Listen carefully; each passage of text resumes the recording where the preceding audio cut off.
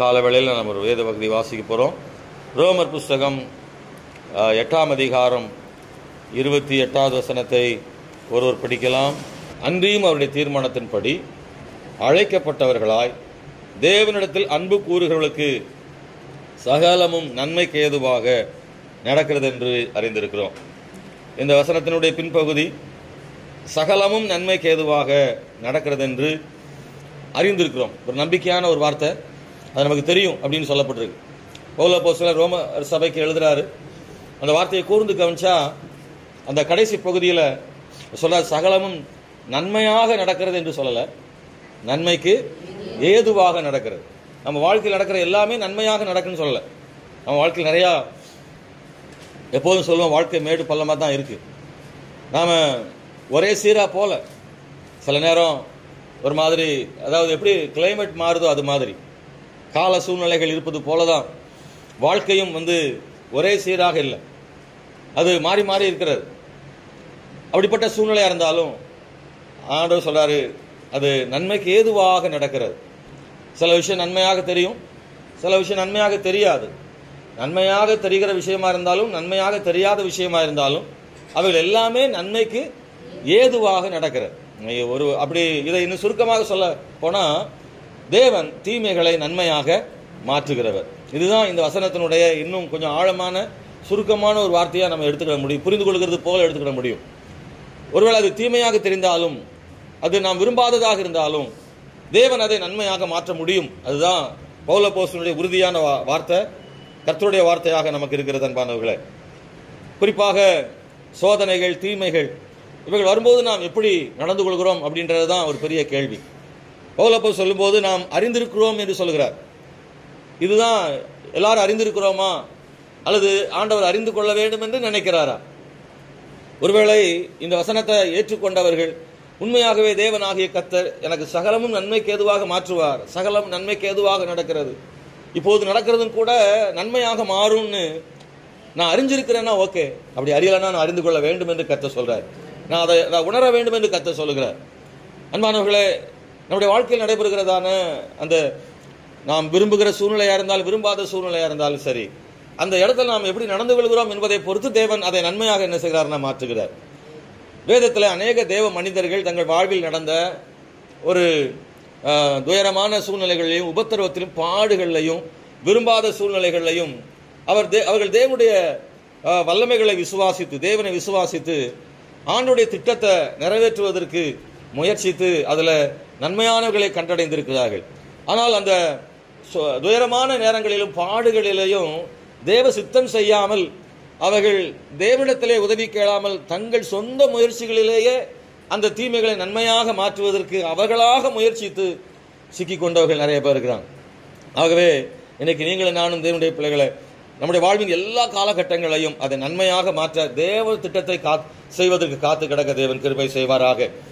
தேவனை நம்பினவர்களுடைய தீமைகள் நன்மையாக மாறியது பற்றி பைபிளில் நிறைய பேரை நம்ம வேதத்தில் படிக்கிறோம். இல்லை, எனக்கு மட்டும் இல்லை, உங்களை இந்த இடத்துல விட்டால் கூட நீங்களும் என்ன செய்வீங்க, அதை பேசுவீங்க. நீங்களும் இந்த இடத்துல விட்டால் நீங்களும் பேசுவீங்க. வேதத்தில் அநேக பரிசுத்தவான்கள் வாழ்க்கையில் தீமைகள் வந்தது உண்டு.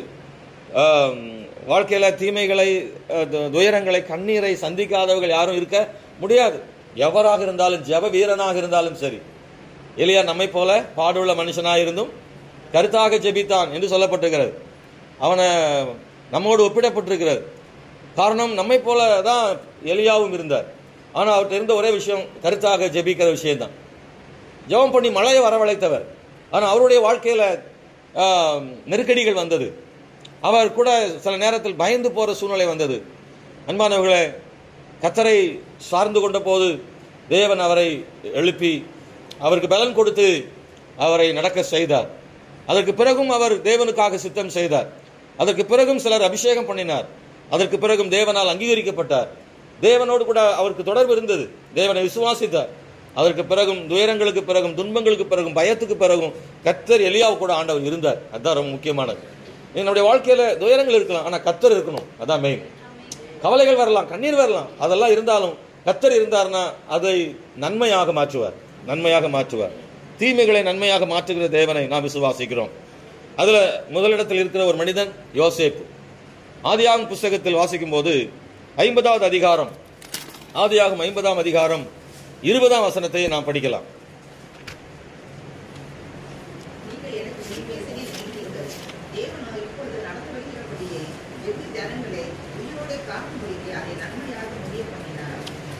யோசேப்பு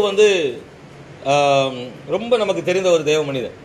அவனுடைய வாழ்க்கையினுடைய 17 வருடம் அவன் 17வது வயதில் அடிமையாக்கப்பட்டான். ஒரு சின்ன இளைஞனாக இருக்கும்போது அவன் 13 ஆண்டுகள் அவன் சிறை அடிமையாக இருந்தான். எகிப்தில் மிகவும் கஷ்டப்பட்டான். யோசேப்பினுடைய வாழ்க்கையை நினைக்கும் போது, அவனுடைய பார்வை நினைக்கும் போது நமக்கே கண்ணீர் வரும். அவ்வளவு தூரத்துக்கு யோசேப்பு தனிமையில் இருந்தார். கிட்டத்தட்ட 13 ஆண்டுகள் தகப்பனோடும் தன்னுடைய உறவுகளோடும் சொந்த பந்தங்களோடு எந்த விதமான தொடர்பும் இல்லை. தனித்து விடப்பட்டவனாக எகிப்தில் அவன் அனுபவித்த பாடுகள் அதிகம். கண்ணுக்கு முன்னாடி கூட பிறந்தவங்க கண்ணுக்கு முன்னாடி அவனை சாகணும்னு நினைக்கிறது எவ்வளோ கொடுமையானது இல்லை. அவ்வளோ தூரம் ஒரே வீட்டுக்குள்ளே அண்ணன் தம்பியாக பழகினவங்க, அண்ணன் கூப்பிட தம்பின்னு கூப்பிட அவ்வளோ தூரத்துக்கு எல்லாம் ஆசை பாசமாக வளர்ந்து வருகிற அந்த சூழ்நிலையில் யோசேப்பு அவங்க மேலே எவ்வளோ நம்பிக்கை வச்சுருப்பார் இல்லை. நம்ம அண்ணன் நமக்கு எல்லாம் ஹெல்ப் பண்ணுவாங்க, நம்ம அண்ணன் அப்படின்னு எவ்வளோ நம்பிக்கையாக ஒரு கள்ளங்கபடம் இல்லாத ஒரு இருதயத்தோடு அவர்களுக்கு ஆகாரம் கொண்டு போன யோசேப்பை குழியில் போட்டுட்டு அவங்க உட்கார்ந்து வேலையை சாப்பிட்டுட்டு இருக்கும்போது அவன் மனநிலை எப்படி இருந்திருக்கும்? யோசேப்பின் மனநிலை. நமக்காக எல்லாம் செய்வாங்கன்னு நினைச்சோமே, ஆனால் நம்ம சாக கூட அவங்க ஆயத்தமாக இருக்கிறாங்களே அதை பார்க்கறதுக்கு என்று அவன் எவ்வளவு மனசில் உடஞ்சி போய் நின்றுப்பான் பாருங்க. ஒரு குறிப்பிட்ட இடத்துல அவன் நம்பிக்கை இழந்த நிலைமை தான். இனி நமக்கு என்ன இல்லை, அவ்வளோதான் முடிஞ்சிருச்சு அப்படின்னு தான் அவன் நினச்சிருப்பான். நமக்கு வாழ்க்கை முடிஞ்சிருச்சுன்னு தான் நினச்சிருப்பான். ஆனால் அந்த சூழ்நிலையில் பாருங்க, காரியங்கள் மாறுகிறது. அவன் எகிப்து கொண்டு போகப்படுகிறான், விற்கப்படுகிறான். நான் அந்த இடத்துல நான் ரொம்ப யோசிப்பேன். அவனை வச்சுக்கிட்டே இந்த பக்கம் வியாபாரி, இந்த பக்கம் அவங்க அண்ணமாரு பேசுகிறாங்க. இவனை வச்சுட்டே பேசுகிறாங்க, இவனை நாங்கள் விற்க விரும்புகிறோம். அதெல்லாம் எழுதப்படலை பைபிளில்.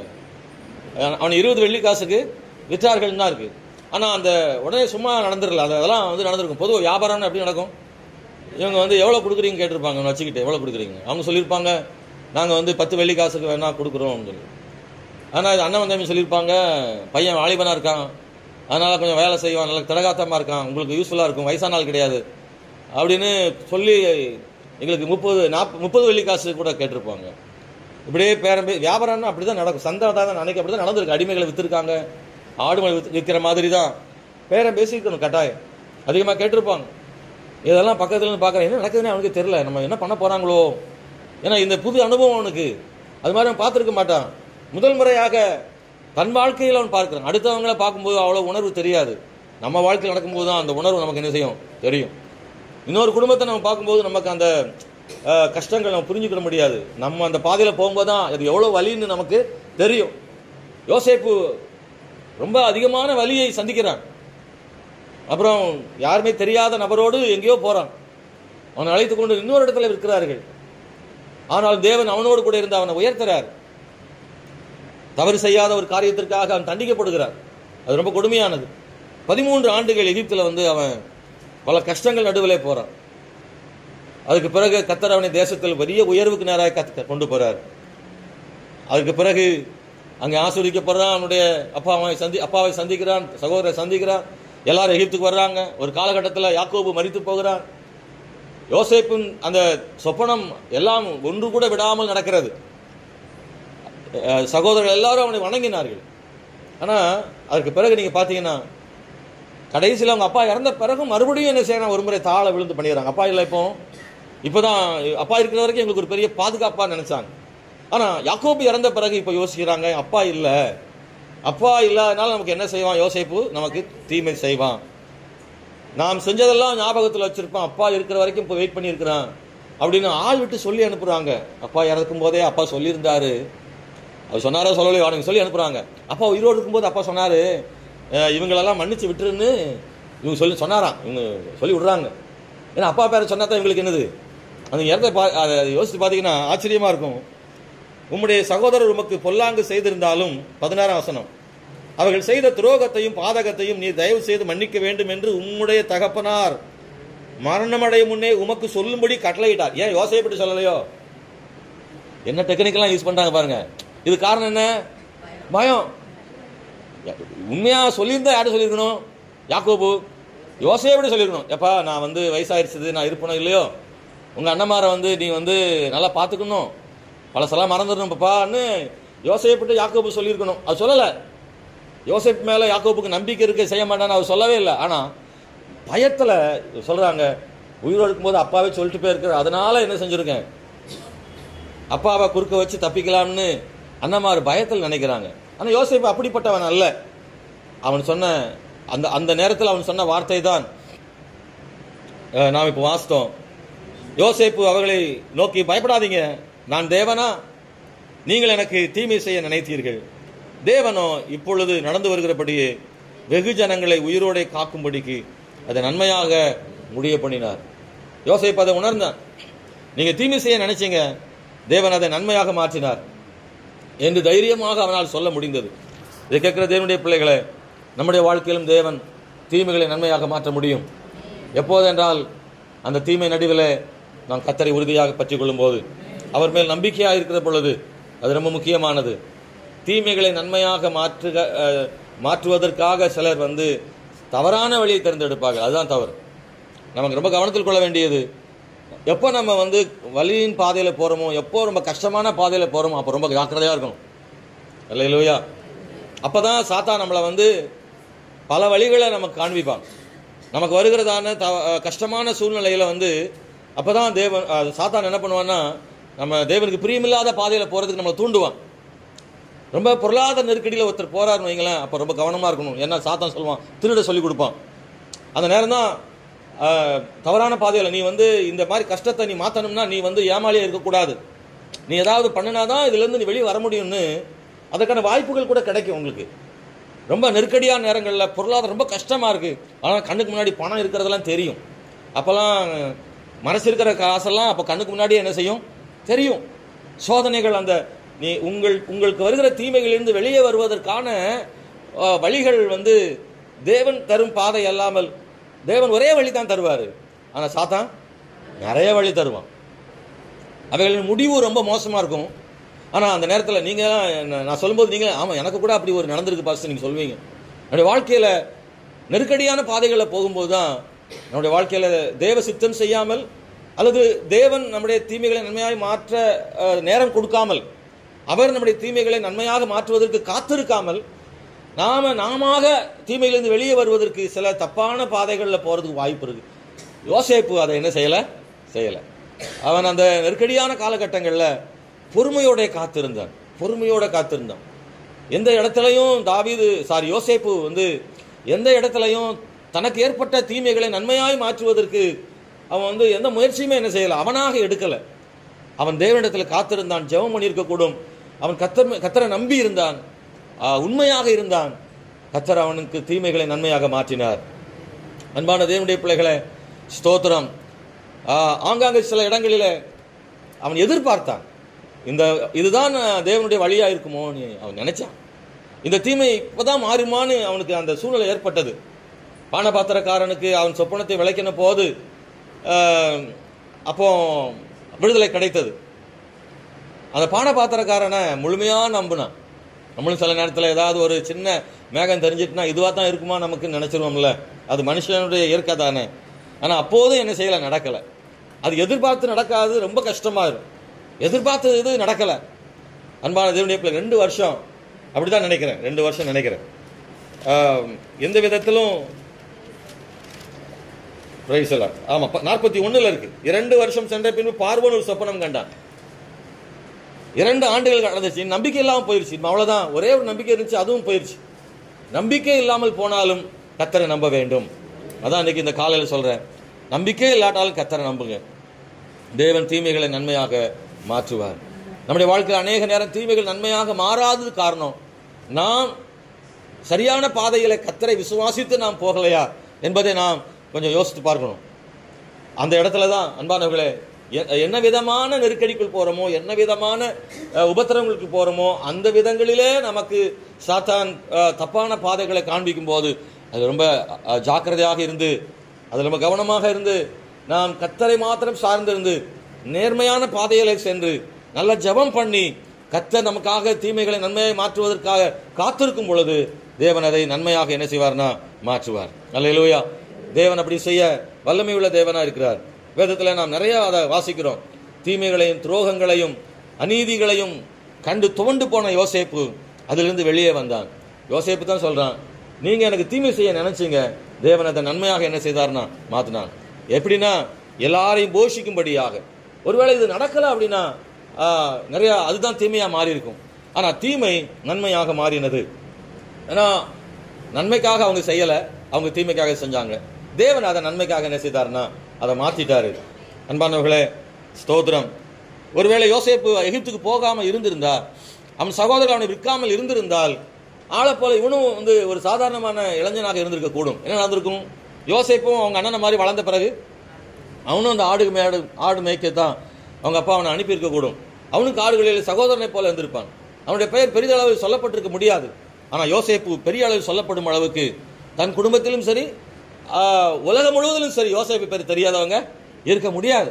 யோசேப்பை பார்க்காதவங்களுக்கு கூட தெரியும், யோசேப்பு பேர் தெரியும். தேவன் அவனை எந்த அளவுக்கு உயர்த்தினார் தெரியுமா? அன்னைக்கு தேசம் எங்கிலும் உலகம் எங்கிலும் இருந்து வந்து எகிப்தில் தானியங்களை வாங்க வந்தாங்கன்னு பைபிளை படிக்கிறோம். ஆகவே பாருங்க, எல்லா நாடுகள்லையும் பேசியிருப்பாங்க.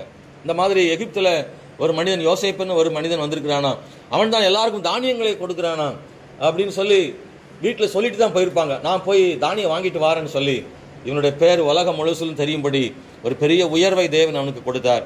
யோசேப்பு அதை உணர்ந்தான். அல்லேலூயா. அவன் கையில் அதிகாரம் இருந்தது. ஜனங்களுக்கு ஆகாரம் கொடுத்தது மட்டுமல்ல, அவனுக்கு அதிகாரம் இருந்தது.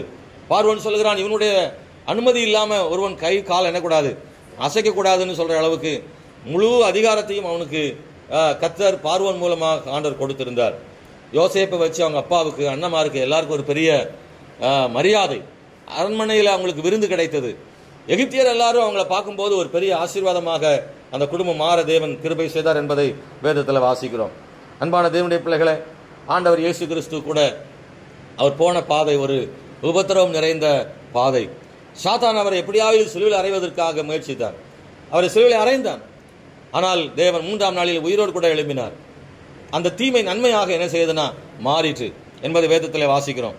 அதனால தான் எபிரேயர் புஸ்தகத்தில் வாசிக்கும் போது 2ஆம் அதிகாரம் 18வது வசனத்தை நாம் படிக்கும்போது இப்படி எழுதப்பட்டிருக்கிறது, ஆதலால் அவர் தாமே சோதிக்கப்பட்டு பாடுபட்டதனால அவர் சோதிக்கப்படுகிறவர்களுக்கு உதவி செய்ய வல்லவராக இருக்கிறார் என்று எழுதப்பட்டிருக்கிறார். அவரும் சோதிக்கப்பட்டு பாடுபட்டார். அவருக்கு ஏன் சோதனை? அவரும் அந்த பாதையில் போறார். காரணம், அவர் ஒரு மனிதனாக பிறந்ததுனால. ஸ்தோத்திரம். தேவனாக இருந்தால் மட்டும் தேவனாக மட்டும் இருந்தால் அவருக்கு சோதனை இல்லை. ஆனால் அவர் மனிதனாக பிறந்த காரணத்தினால அவருக்கும் சோதனை இருந்தது என்பதை நம்ம வேதத்தில் வாசிக்கிறோம். சோதனைகளை தேவன் அனுமதிக்கிறார். இல்லை, நீங்க பார்த்தீங்கன்னா ஆவியானவர் அவரை வனாந்தரத்துக்கு கொண்டு போனார். இந்த வசனம் அப்படிதான் இருக்கும். சோதனைக்குள்ள கொண்டு போறது யாரு? சில நேரம் ஆவியானவரை நம்மளை என்ன செய்யறாரு? கொண்டு போறார். ஆனா நமக்கு என்ன செய்யாது, அது தெரியாது.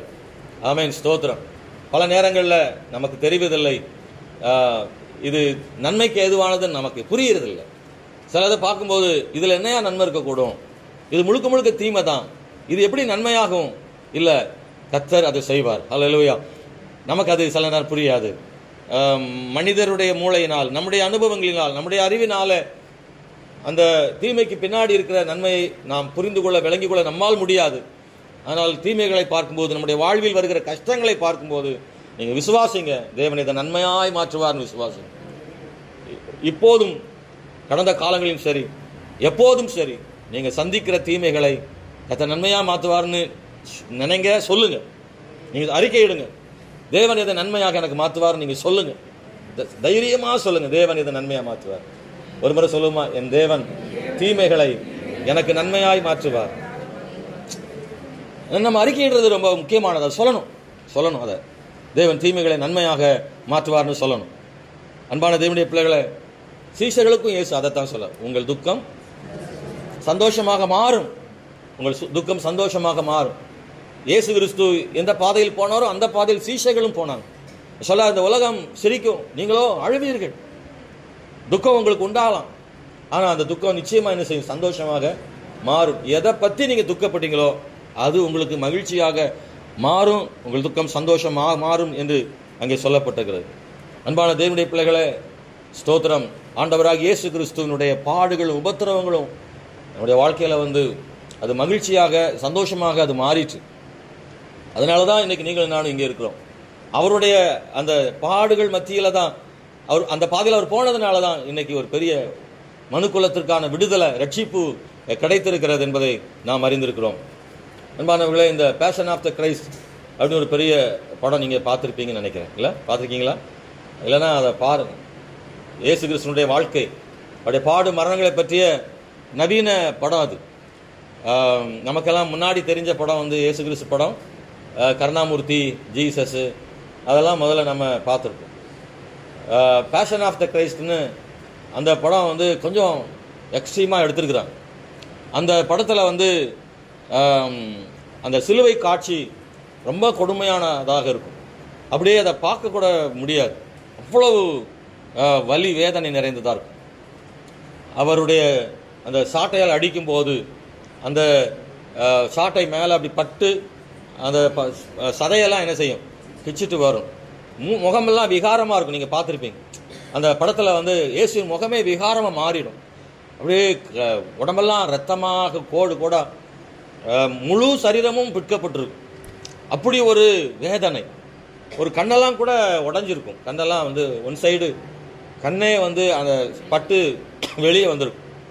அதை பார்க்க முடியாத அளவு இயேசு கிறிஸ்து இப்படிதான் பாடுபட்டிருப்பாருன்னு, ஏன்னா பைபிள் சொன்னபடியே வாசித்தால் இப்படிதான் நடந்திருக்கும். ஏன்னா 39 அடிகள் ரோமருடைய தண்டனைன்றது ரொம்ப மோசமானது. ஆகவே அதெல்லாம் வச்சு எடுத்திருந்தா அப்படிதான் இருக்கும். அந்த படத்தில் இயேசுவா நடித்தவர் அவரை பாதுகாப்பான மூலமே தான் அது எடுப்பாங்க. அப்போ அவருக்கு பலகெல்லாம் வச்சு அதை அடிக்கும்போது அது அவர் மேலே படாது, அது வெளியில் தான் படும். ஆனால் அந்த படத்தை எடுக்கும்போது அந்த பலகை விலகிருச்சான். ஒரு அடி பட்டுருச்சான். ஆளு கீழே சுருண்டுட்டாரான். சுருண்டுட்ட பிறகு அப்படியே உடனே ஓடி எல்லாரும் படப்பிடிப்பை நிறுத்திட்டு அவரை பார்த்து அவரை சரி பண்ணி அவரை சரி செஞ்சிருக்கிறாங்க. அப்புறம் நல்லா ஆயிட்டார். ஆனாலும் அவர் அழுதுகிட்டே இருந்தார். என்னங்க ரொம்ப வலிக்குதா?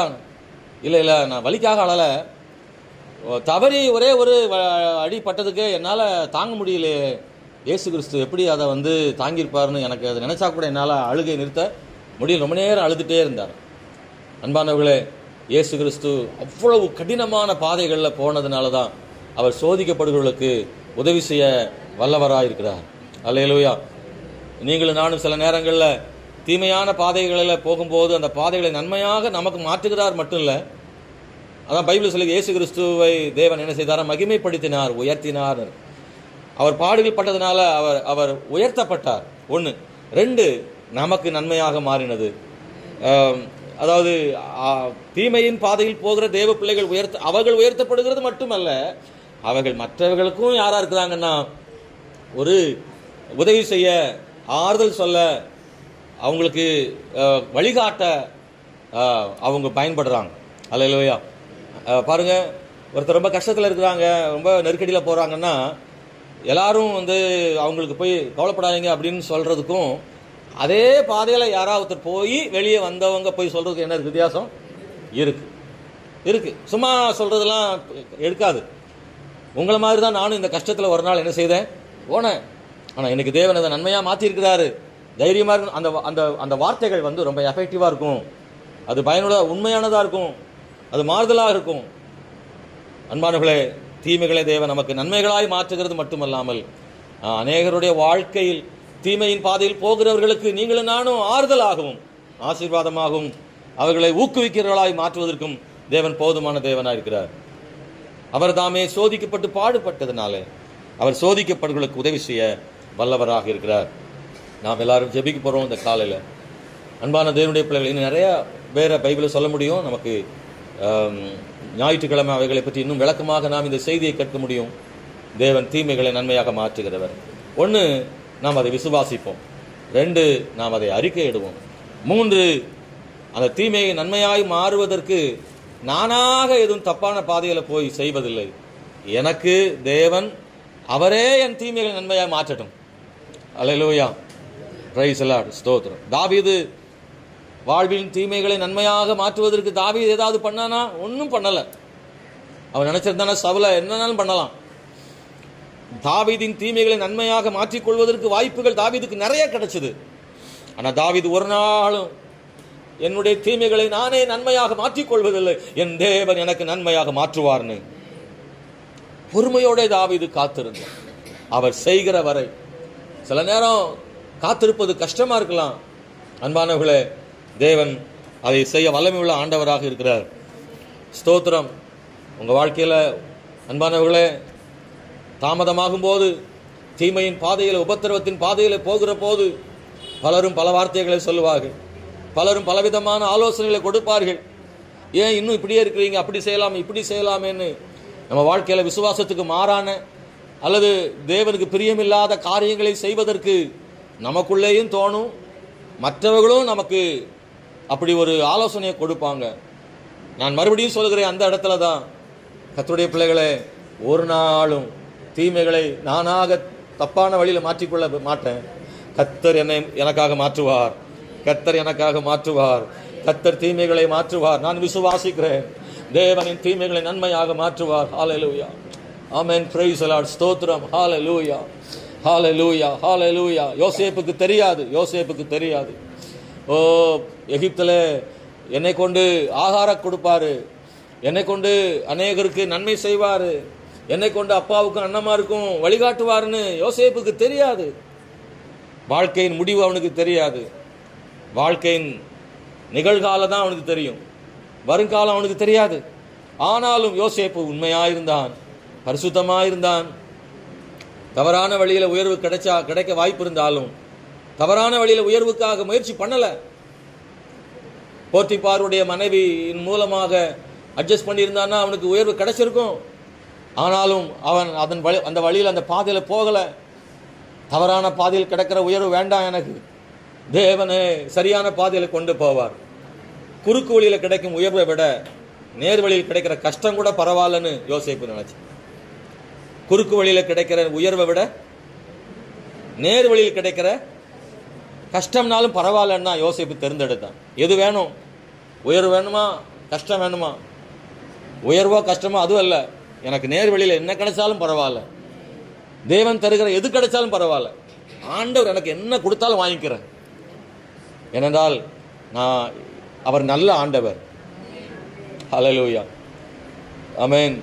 அவர் சகலமும் நன்மைக்கு ஏதுவாக நடக்கிறதுன்னு சொல்லியிருக்கலாம். அந்த இடத்துல தான் நான் சொல்ல விரும்புகிறேன். நன்மை அப்படிங்கும்போது அவர் நல்லவராக இருப்பதுனால, நான் ஆசீர்வாதமாக இருக்க வேண்டும் என்று கர்த்தர் விரும்புவதனால அவர் எனக்கு நன்மையாக மாற்றுவார்னு விசுவாசிக்கிறேன். இந்த அக்டோபர் மாதத்தை தேவன் ஆசீர்வதிப்பாராக. நாம் ஜெபம் பண்ணுவோமா? அன்புள்ள ஆண்டவரே, நாங்கள் எல்லாரும் சேர்ந்து ஒப்பு கொடுத்து ஜெபம் பண்ணோம். இந்த வசனத்தை விசுவாசித்து ஜெபிக்கிறோம். இந்த வார்த்தைகளுக்கு எங்களை கீழ்ப்படுத்தி நாங்கள் ஜெபிக்கிறோம். எங்கள் தேவனாகிய கர்த்தர் தாமே ஆண்டவர் இந்த வசனத்தை எங்களுக்கு ஆசீர்வாதமாக்கி தாரும். எங்கள் தேவனை, கடந்த காலங்களில் எதுவெல்லாம் எங்கள் வாழ்க்கையில் தீமைகளாக தோன்றியதோ, இப்பொழுது நிகழ்காலத்தில் எதுவெல்லாம் எங்களுக்கு தீமைகளாக தோன்றுகிறதோ, இவர்கள் எல்லாவற்றையும் எங்களுக்கு நன்மையாக மாற்ற உம்மால் கூடும் என்பதை விசுவாசிக்கிறோம். தேவனே, தீமைகளின் மறைவில் இருக்கிற நன்மைகளை எங்கள் கண்கள் காண்பதில்லை. ஆனாலும் தேவனாகிய கர்த்தர் அந்த தீமைகளுக்கு உள்ளே இருக்கிற நன்மைகளை நீ பார்க்கிற தேவனாண்டவரே. கர்த்தாவே, உம்மை ஸ்தோத்திரம் செலுத்துகிறோம் ஆண்டவரே. இந்த காலையில கூடி வந்திருக்கிறதான ஒவ்வொரு சகோதர சகோதரிகள் மேல தேவனுடைய கரம் அமரட்டும் என்று ஜெபிக்கிறேன் ஐயா. தேவனே, உம்மை ஸ்தோத்திரம் செலுத்துகிறோம் ஐயா. சில நேரங்களில் எங்களுடைய ஜெபங்கள் கேட்கப்படவில்லை என்று வரும்போது அதை நாங்கள் தீமையாக நினைக்கிறோம். ஆனால் அவைகள் கூட நன்மையாக மாறும் என்பதை நாங்கள் விசுவாசிக்கிறோம். இந்த காலவேளை ஆசீர்வதிங்க, வழி நடத்துங்க. தங்கள் குடும்பங்களுக்காக, தங்களுடைய பிள்ளைகளுக்காக, கணவருக்காக, மனைவிக்காக, எதிர்காலத்திற்காக, உயர்வுக்காக, படிப்புக்காக, வேலைக்காக, பொருளாதாரத்துக்காக, சரீர சுகத்துக்காக, பல்வேறு நன்மைகளுக்காக போராடி கொண்டிருக்கிற பிள்ளைகளுக்கு தேவனுடைய உதவி பரத்திலிருந்து கிடைப்பதாக என்று ஜெபிக்கிறோம். தேவனே, உம்மை ஸ்தோத்திரிக்கிறப்பா. எங்களுடைய தீமைகள் நன்மையாக மாறுவதற்கு பூமியிலிருந்து ஆதரவு வேண்டாம், பரத்திலிருந்து ஆதரவு வரட்டும், கர்த்தரிடமிருந்து ஆதரவு வரட்டும். ஆண்டவரே, நீர் பரத்திலிருந்து கட்டளையிட்டார், இந்த உலகத்திலும் ஆதரவு கிடைக்கும் என்று விசுவாசிக்கிறோம். தேவனே, ஹல்லேலூயா, ஹல்லேலூயா. ராஜா, எங்களுடைய தீமை நன்மையாய் மாறுவதற்கு எது சரியான வழி என்று எங்களுக்கு தெரியாது. ஆனா கர்த்தரே அறிவீர் ஆண்டவரே. நீரே செய்வீராகப்பா. நீரே தம்முடைய பிள்ளைகளுக்காக இறங்கும் ஆண்டவரே. இந்த அக்டோபர் மாதத்துல தேவனே, தீமைகளை நன்மையாக மாற்றியதை கண்டுபிடிக்க கர்த்தர் கிருபை செய்யும்படியாக ஜெபிக்கிறோம் கர்த்தாவே. நன்றி ஆண்டவரே. உடைய பிள்ளைகளுடையதான ஜெபங்கள் கேட்கப்படுவதாக. ஆசீர்வதிப்பீராக ஆண்டவரே. மை ஸ்தோத்திரிக்கிறோம் தேவனே. கிருபைகளுக்காக நன்றி ஆண்டவரே. ஸ்தோத்திரம் செலுத்துறோம். இந்த புதிய மாதத்துல உம்முடைய பிள்ளைகளை, அவருடைய குடும்பங்களை ஆசீர்வதிக்கிறது மட்டுமல்ல ஆண்டவரே, எங்களுடைய சபையை, எங்கள் சபையின் ஊழியங்களை, எங்கள் சபையின் மக்களை ஆசீர்வதிக்கும்படியாக ஜெபிக்கிறோம் கர்த்தாவே. எங்கள் சபையின் ஊழியத்தில் ஒரு பெருக்கத்தை ஆண்டவர் தாரும், வளர்ச்சியை ஆண்டவர் தாரும், ஆராதனை கூட்டங்களை ஆசீர்வதியும், புதிய ஜனங்களை ஆண்டவர் தருவீராக என்று ஜெபிக்கிறோம். அப்பா ஸ்தோத்திரம். குறிப்பாக ஆரோக்கியத்தை ஆண்டவர் தருவீராக. எங்கு பார்த்தாலும் ஆண்டவர் இந்த கால சூழ்நிலைகளில் பலவிதமான பலவீனங்களை பார்க்கிறோம் ஆண்டவரே. கர்த்தருடைய பிள்ளைகளுடைய குடும்பங்களை பாதுகாத்துக் கொள்ளும் ஆண்டவரே. வியாதிகள் அணுகாமல் வேலி அடைப்பீராக என்று ஜெபிக்கிறோம் கர்த்தாவே. கர்த்தாவே, ஒவ்வொருவருடைய வீட்டு நிலைகளிலேயும் கிறிஸ்துவின் ரத்தம் பூசப்படுவதாக என்று ஜெபிக்கிறோம் ஆண்டவரே. நீரே பாதுகாத்து வழி நடத்தும், ஆசீர்வதிங்க. இயேசுவின் நாமத்தினாலே அற்புதம் செய்யுங்க அப்பா. உமக்கு கொடுக்கிற காணிக்கைகள், தசமபாகங்களை நீர் ஏற்றுக்கொள்ளும், அங்கீகரியும். அதற்குரிய பலனை உடையவர்கள் பிள்ளைகள் பெற்றுக்கொள்ளும்படியாக கர்த்தர் கிருபை பாராட்டுவீராக என்று ஜெபிக்கிறோம் ஆண்டவரே. இயேசுவின் நாமத்தில் ஜெபிக்கிறோம் நல்ல பிதாவே.